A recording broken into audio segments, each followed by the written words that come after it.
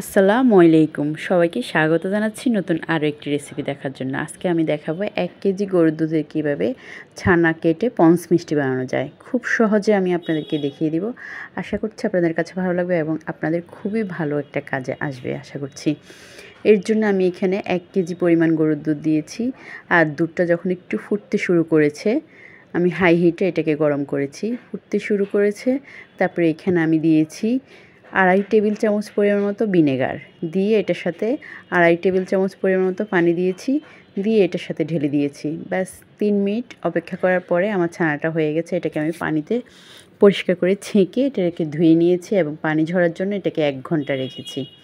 পানিটা ঝরে যাওয়ার পরে এটাকে আমি রেডি করব। এরপরে এখানে দিয়েছি আমি 4 কাপ পরিমাণ মতো পানি, আর দিয়েছি 1 কাপের চাইতে কম চিনি। দেখেন, আপনারা দেখে বুঝতে পারবেন কতটুকু চিনি আমি এখানে দিয়েছি। দিয়ে এখন এটাকে আমি একদম লো হিটে এটাকে রেখে দিব। এটা গরম হতে থাকবে। এই ফাঁকে আমি আপনাদেরকে মিষ্টি বানানোটা দেখিয়ে দিচ্ছি।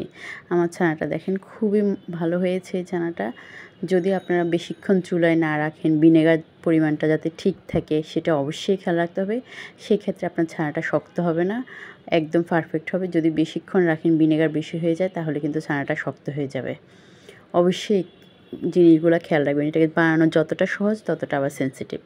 তারপরে এটাকে আমি হাতের তালু দিয়ে খুব ভালোভাবে এটাকে মেখে নিচ্ছি। এটা আমি এর আগেও দেখেছি, এখনও দেখিয়ে দিচ্ছি। আপনারা অবশ্যই আমার এই রেসিপিটা ফলো করে করবেন। এরপরে এখানে আমি 1 চা চামচ দিয়েছি চিনি। তারপরে দিয়ে দিচ্ছি এখানে আমি 1 চা চামচ পরিমাণ মতো ময়দা। এখানে আমি 1 চা চামচ পরিমাণ মতো দিয়েছি। 1 চামচের একদম বেশি পরিমাণ দিবেন না, 1 চা চামচ পরিমাণ মতো ময়দা দিব এখানে। দিয়ে এখন আমি ডোটাকে 8 ভাগে ভাগ করে নিয়েছি। তারপরে হাতের তালুতে এইভাবে ঘুরিয়ে ঘুরিয়ে এটাকে আমি গোল করে নিচ্ছি। আর যদি এটা কিছু পরিমাণ ফাটলও থাকে, কোনো সমস্যা নেই, মিষ্টিগুলো তখন দেখতে আরও বেশি ভালো লাগবে। 8টা মিষ্টি বানিয়ে এখন আমি এটাতে পানিটা যখন একটু ফুটতে শুরু করবে, হাই হিটে দিয়েছি আমি, তখন আমি মিষ্টিগুলো দিয়ে দিব। এই মিষ্টিটা বানিয়ে আপনারা বিক্রিও করতে পারবেন, কথা দিলাম। একদম হুবহু রেসিপি যদি ফলো করে আপনারা করেন। তারপরে এটাকে আমি 15 মিনিট বা 20 মিনিট পরে ঢাকনাটা উঠিয়ে দেখব এটা কেমন হয়েছে। দেখুন, এটা ঢাকনাটা উঠানোর পরে মিষ্টিগুলো ফুলে ডাবল হয়েছে মোটামুটি। এরপরে এটাকে আমি নেড়ে চেড়ে 3-4 মিনিটের মতো, আমি কিন্তু 15 মিনিট পরে ঢাকনা উঠিয়েছি, 20 মিনিট পরেও উঠাতে পারেন। 15 মিনিট পরে ঢাকনা ওঠার পরে এটাকে 3-4 মিনিট আরেকটু জাল দিয়ে এভাবে নেড়ে ছেড়ে তারপরে এটা চুলার আঁচটা আমি একদম অফ করে দিব। তারপরে অনেকক্ষণ 1 ঘন্টা 1.5 ঘন্টা পরে এটাকে পরিবেশন করবেন। কিন্তু আমি সাথে সাথেই মোটামুটি 5-7 মিনিট পরে এটাকে পরিবেশন করে আপনাদেরকে দেখিয়ে দিচ্ছি এটা কতটা স্পঞ্জি হয়েছে এবং কতটা ছিদ্র হয়েছে ভিতরে। দেখুন, আমি যতবারই মিষ্টি বানাই ততবারই পারফেক্ট হয়, কখনোই ফেল হয় না আমার মিষ্টি।